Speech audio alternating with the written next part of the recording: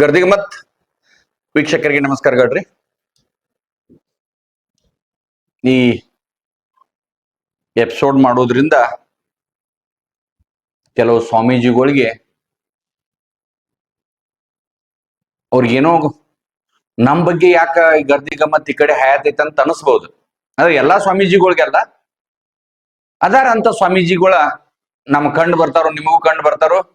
But ಬಹಳಷ್ಟು ಜನ ಆ ಸ್ವಾಮಿಗಳು ಅಂದ್ರಾಗ ನಾವು ಅವ್ರಿಗೆ ಕೆಟ್ಟ ಮಾತಾಡಿ ನಾವ್ಯಾಕ ಅವ್ರಿಗೆ ಕಣ್ಣಾಗ ಉಳಿದು ಸ್ವಾಮೀಜಿಗಳು ಕಣ್ಣಾಗ ಅಂತ. ಬಟ್ ಅದನ್ನ ಹೇಳ್ಬೇಕಾಗ್ತೈತಿ. ನಿನ್ನ ಯುಗದಾಗ ಯಾರ ತಪ್ಪು ಮಾಡತ್ತಿದ್ರ ಅದನ್ನ ಅವ್ರ ನಜರಿಗೆ ಮುಟ್ಟಿಸ್ಬೇಕು. ಯಾಕಂದ್ರೆ ಕಾಣುದಿಲ್ಲ, ಅವ್ರಿಗೆ ಜನನ ಕಾಣ್ತಿರುದಿಲ್ಲ. ಯಾಕಂದ್ರ ದೊಡ್ಡ ದೊಡ್ಡ ಕಾರ್ನ್ಯಾಗ ಕೋಟಿ ಅಡ್ಡಾಡ್ 3 ಕೋಟಿ ಕಾರ್ನ್ಯಾಗ ಅಡ್ಡಾಡ್ತಿರ್ತಾರ, AC ರೂಮ್ನ್ಯಾಗ ಮಲ್ಕೋತಾರ. ಅವ್ರನ್ನ ಯಾರೇ ಭಕ್ತರ ಮನೆಗೆ ಹೋಗ್ಬೇಕಾದ್ರ ಏನಾರೇ ಮಾಡ್ಬೇಕು. ಯಾಕಂದ್ರ ಅವ್ರ ಕೈಯಾಗ medical college, engineering college, dental college, ದೊಡ್ಡ ದೊಡ್ಡ ಸಾವಿರಾರು ಕೋಟಿ ರೂಪಾಯಿ ಪ್ರತಿ ವರ್ಷ ಅಲ್ಲಿ ಬಂದ್ ಬೀಳ್ತಿರ್ತೈತಿ.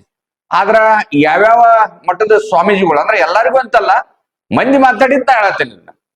ಯಾಕಂದ್ರೆ ಯಾವ್ಯಾವ ಈ ಜಾತಿ ಮಠಗಳು ಅದಾವಲ್ಲ, ಸಾಧಾರಣ ಎಲ್ಲಾ ಜಾತಿ ಮಠಗಳದಾಗ ದೊಡ್ಡ ದೊಡ್ಡ ಸ್ವಾಮಿಗಳ ಇವು ಕಾಲೇಜ್ಗಳು ನಡೆಸ್ತಾರ. ಏನ್ ತಕರಾರಿಲ್ಲ, ನಡೆಸ್ಲಿ. ಆದ್ರ ಆ ಸಮಾಜಕ್ಕ ಅನುಕೂಲ ಆಗುವಂಗ ಅಲ್ಲಿಯ ಆ ಸಮಾಜದ ಮಕ್ಕಳಿಗೆ ಕೆಲವೊಂದು ಸೀಟ್ಗಳು ಕೊಡ್ಬೇಕಂತ ಮೊದಲಿನಿಂದ ನಮ್ದು ವಾದ ಐತಿ. ಉಚಿತವಾಗಿ ಅಲ್ಲಿ ಅದ ಸಮಾಜದಾಗಿರುವಂತ ಬಡ ಮಕ್ಕಳಿಗೆ ಎಂಜಿನಿಯರಿಂಗ್ ಆತು, ಮೆಡಿಕಲ್ ಆತು, ಯಾವ್ದೇ ಸೀಟ್ಗಳು ನೀವು ಕೊಡ್ಬೇಕಾಗ್ತೈತಿ. ಕೊಟ್ಟಾಗ ಮಾತ್ರ ಆ ಮಠ ಬೆಳಿತೈತಿ, ಆ ಸಮಾಜ ನಿಮ್ಮ. ಆದ್ರೆ ಈಗ ಎಲ್ಲಿ ಯಾವ ಸಮಾಜದಾಗೂ ಉಚಿತವಾಗಿ ಕೊಡೋದು ಕಂಡ ಬರುದಿಲ್ಲ ನನಗೆ. ಎಲ್ಲಾ ಡೊನೇಷನ್, ಅದು ಕೋಟಿ ಗಂಟ್ಲೆ ಮತ್ ಇರ್ಲಿ. ಅಂತದ್ರೊಳಗ ಇನ್ನು ಒಂದಂದ್ರ ಯಾರ್ಯಾರು ಮಹಾನ್ಭಾವರು ದಾನಿಗಳು ಕಟ್ಟಿದಂತ ಸಂಸ್ಥೆಗಳು ತಮ್ಮ ಹೆಸರಿ ಮಾಡ್ಕೊಳತ್ತಾರ. ಮತ್ ಕೆಲವು ಮಂದಿ ಸ್ವಾಮೀಜಿಗಳ್ದು ಈಗ ನೋಡ್ರಿ ನೀವು, ಕಿತ್ತಾಟಗಳು ಚಾಲು ಆಗಿದಾವ ರಾಜ್ಯದಾಗ. ಆ ಸ್ವಾಮಿ ಟ್ರಸ್ಟ್ ದವ್ರ ಅವ್ರನ್ನ ಹೊರಗೆ ಹಾಕುದು, ಅವ್ರನ್ನ ಟ್ರಸ್ಟ್ ದವ್ರ ಹೊರಗೆ ಹಾಕುದು ನಡ್ತಾವ ಈಗ. ಇರ್ಲಿ, ಅಂತದ್ರೊಳಗೂ ನಾವ ಒಂದ ದೈವಿ ಸ್ವರೂಪ ಆದಂತ ಸ್ವಾಮೀಜಿಗಳ ಬಗ್ಗೆ ಮಾತಾಡ್ಬೇಕಾಗ್ತೈತಿ. ದೇವ್ರ ಗುಣಗಳನ್ನಲ್ಲಿ ಕಾಣ್ತೇವ್ ನಾವು. ಅವ್ರ ಮನುಷ್ಯನ್ ಮೀರಿ ಆ ಒಂದು ಸಮಾಜಕ್ಕ ಅಥವಾ ಈ ದೇಶಕ್ಕೆ ನಾವ್ ಏನ್ರ ಬಿಟ್ಟು ಹೋಗ್ಬೇಕು, ರಾಜ್ಯಕ್ಕೆ ಬಿಟ್ಟು ಹೋಗ್ಬೇಕು ಅನ್ನುವಂತ ಸ್ವಾಮಿಗಳು ಅದಾರ. ಬಹುತೇಕ ದಿವಂಗತ ಲಿಂಗೈಕ ಸಿದ್ದೇಶ್ವರ ಶ್ರೀಗಳು ನಡೆದಾಡು ದೇವ್ರ ಅಂತ ಕರಿತಿದ್ರು. ಅವರ ಶಿಕ್ಷಣ ನಮ್ಮ ಮೂಲಭೂತ ಹಕ್ಕ. ಯಾಕಂದ್ರ ಅದನ್ನ ನಾವು ಶಿಕ್ಷಣ ಕೊಡೋದು ಸರ್ಕಾರ ಕರ್ತವ್ಯ. ಸರ್ಕಾರಿ ಶಾಲೆ ಒಳಗ ಕೊಡ್ತಾರು. ಆದ್ರೆ ಇತ್ತೀಚಿನ ದಿನಮಾನದಾಗ ನೀವು ನೋಡ್ರಿ, ನೀವು ಈ ಮಗು ಹುಟ್ಟಕ್ಕಿಂತ ಮೊದಲನ್ನ ಈಗ LKG UKG ಬುಕ್ ಮಾಡ್ಬೇಕು, ಲಕ್ಷಾಂತರ ರೂಪಾಯಿ. ದೊಡ್ಡ ಸ್ಟ್ಯಾಂಡರ್ಡ್ ಆ ಸಾಲಿ ಒಳಗೆ ಕಲಿಸ್ರ ನಮ್ಮ ಮಕ್ಕಳು ದೊಡ್ಡವ್ರಾಗ್ತಾರ ಅಂತಿರ್ತಾರ, ಮುಂದೆ ಆಗ್ತಾರೋ ಬಿಡ್ತಾರ ಎರಡನೇದ್. ಅಂತದ್ರೊಳಗ ಈ ನಮ್ಮ ಗವಿಸಿದ್ದೇಶ್ವರ ಅಜ್ಜಗಳು ಬಹಳ ನೆನಪಾಗ್ತಾರ. ಅವ್ರ ಕಿಶೆ ಸದಕ್ಕೆ ಇರಕ್ಕಿಲ್ಲ, ತಮ್ಮ ಅರಿವಿ ತಾವ ಒಕ್ಕೋತಿದ್ರ. ಸಿಂಪಲ್ ಒಂದು ಚಾಪಿ ಮತ್ತು ಚಾದರ್ ಮ್ಯಾಗ ಮಲ್ಕೋತಿದ್ರು ಗವಿಸಿದ್ದೇಶ್ವರ ಶ್ರೀಗಳು. ತಮ್ಮ ಕಿಶೆ ಕಂಗಿಗೆ ಕಿಶೆ ಹಚ್ಕೊಲಿಲ್ಲ, ರೊಕ್ಕ ಯಾರ ಕೊಟ್ಟಾರಂತ. ಅಂತವ್ರನು ಈ ನಡೆದಾಡು ದೇವ್ರ ನಮ್ಮನ್ನ ಬಿಟ್ಟು ಅಗಲಿದಾರ. ಆದ್ರ ಅದೇ ರೀತಿ ಈಗ ಕೊಪ್ಪಳ ಗವಿಸಿದ್ದೇಶ್ವರ ಅಜ್ಜಗಳು ಯಾಕೋ ನಾ ಬಹಳ ಸಲ ಅವರ ಪ್ರವಚನಗಳು ಕೇಳ್ತಾನು. ಒಂದ್ಸಲ ಹೋಗಿ ಬಂದೇನಲ್ಲಿ.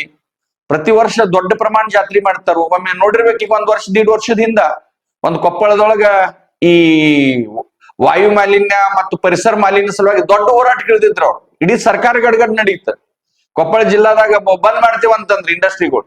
ಅಂತ ಒಂದು ಹೋರಾಟದಾಗಿದ್ದವ್ರು. ಅದಲ್ದ ಶಿಕ್ಷಣ ಸಲುವಾಗಿ ಗಳ ಒಂದು 3-4 ಸಾವಿರ ಹುಡುಗರಿಗೆ ಉಚಿತ ಶಿಕ್ಷಣ, ಅಲ್ಲೇ ಎಲ್ಲ ಊಟ ಗೀಟ ವಸತಿ, ಕಟ್ಟಡ ಕಟ್ಟಕ ದಾನಿಗಳು ಬಲ್ಲಾರ ಕಣ್ಣೀರ್ ಹಾಕಿ ಜೋಳಿಗೆ ಕಣ್ಣೀರ ಕುಡಿಸಿಗ 3-4 ಸಾವಿರ ಹುಡುಗರ ಅಲ್ಲಿ ಉಚಿತ ಸಾಲಿ ಪಾಲಿ ಕಲಿಯತ್ತಾರ. ಎಲ್ಲ ಅಂದ್ರ ಆ ಒಂದು ಮಠದಿಂದ ಅದನ್ನೆಲ್ಲ ವ್ಯವಸ್ಥೆ ಮಾಡತ್ತಾರ ಈ ನಮ್ಮ ಕೊಪ್ಪಳ ಗವಿಸಿದ್ದೇಶ್ವರ. ಈಗ ಇತ್ತೀಚೆಗೆ ಈ ಒಂದು ಮುಂದಿನ ವಾರದಾಗ ಇವತ್ತ ಬಡು ಹೆಣ್ಣು ಮಕ್ಕಳಿಗಾಗಿ ರಾಜ್ಯದ ಎಲ್ಲಾ ಬಡು ಹೆಣ್ಣು ಮಕ್ಕಳು ಅಂದ್ರೆ ಅತಿ ಕಡು ಬಡವರ, ರಿಕ್ಷಾ ಡ್ರೈವರ್ಗಳ, ಪಟ್ಟಿ ಅಂಗಡಿಯವರ, ಕಿರಾಣಿ ಅಂಗಡಿಯವರ, ದುಡ್ಯಾಕ್ ಹೋಗವ್ರ ಅಂತವ್ರ ಮಕ್ಕಳು, ಹೆಣ್ಣು ಮಕ್ಕಳಿಗೆ ಪದವಿ ಪೂರ್ವ ವಿಜ್ಞಾನದಾಗ 1500 ಹೆಣ್ಮಕ್ಳಿಗೆ ಒಂದ್ ಕಟ್ಟಡ ಹಾಸ್ಟೆಲ್ ಕಟ್ಟಿಸಿ ಉದ್ಘಾಟನೆ ಮಾಡ್ತಾರ. ಅಂದ್ರೆ ಲೇಟೆಸ್ಟ್ ರಾಜ್ಯದಾಗ ಎಲ್ಲೂ ಇರ್ದಂಗ, ಅದು ವಿಜ್ಞಾನ ವಿಷಯದ ಮ್ಯಾಗ ಬಯಾಲಜಿ, ಜಾಲಜಿ ಎಲ್ಲ ಅಂತ ಸಬ್ಜೆಕ್ಟ್ಗಳು ಇಟ್ಕೊಂಡ ಆ ಒಂದ್ ಬಡ ಮಕ್ಕಳಿಗೆ ನಾವು ಉನ್ನತ ಶಿಕ್ಷಣ ಮಾಡ್ಬೇಕನ್ನೋರು ಉಚಿತವಾಗಿ ಈ ಗವಿಸಿದ್ದೇಶ್ವರ ಅಜ್ಜಗಳ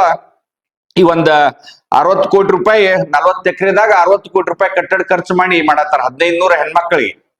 ಅಂದ್ರ ಇಂಥ ಒಂದು ಯುಗದಾಗನು ಈ ಶಿಕ್ಷಣ ಸಲುವಾಗಿ ಗವಿಸಿದ್ದೇಶ್ವರ ಅಜ್ಜಗಳು ಅವ್ರು ನೋಡ್ರಿ ಜಾತ್ರೆ ಒಳಗ್ ಕರೆದಿರ್ತಾರ, ಜಗತ್ ಗುರುತಿಸ್ಲಾರ್ದಂತ ಮಂದಿನ ಕರ್ಕೊಂಡ್ಬಂದ್ ಭಾಷಣ ಮಾಡಿಸ್ತಿರ್ತಾರ.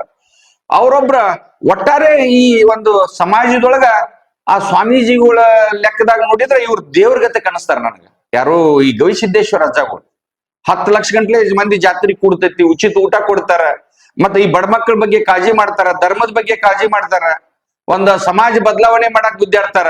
ಅಂತ ಸ್ವಾಮೀಜಿಗಳು ನೋಡು ಇಂಥ ಸ್ವಾಮಿಗಳು ಅದಾರ. ಆದ್ರ ಒಟ್ಟಾರೆ ಗವಿಸಿದ್ದೇಶ್ವರ ಅಜ್ಜಗಳ ಈ ಏನು ಒಂದು ಶಿಕ್ಷಣ ಕ್ರಾಂತಿ, ಒಂದು ದೊಡ್ಡ ದೊಡ್ಡ ಮಠಾಧೀಶರು ಏನ್ ಶಿಕ್ಷಣ ಸಂಸ್ಥೆ ಕಟ್ಟಿದಿರಲ್ಲ, ಅಲ್ಲಿ ಹೋಗಿ ಒಮ್ಮೆ ನೋಡ್ಕೊಂಡ್ ಬರ್ರಿ ನೀವು.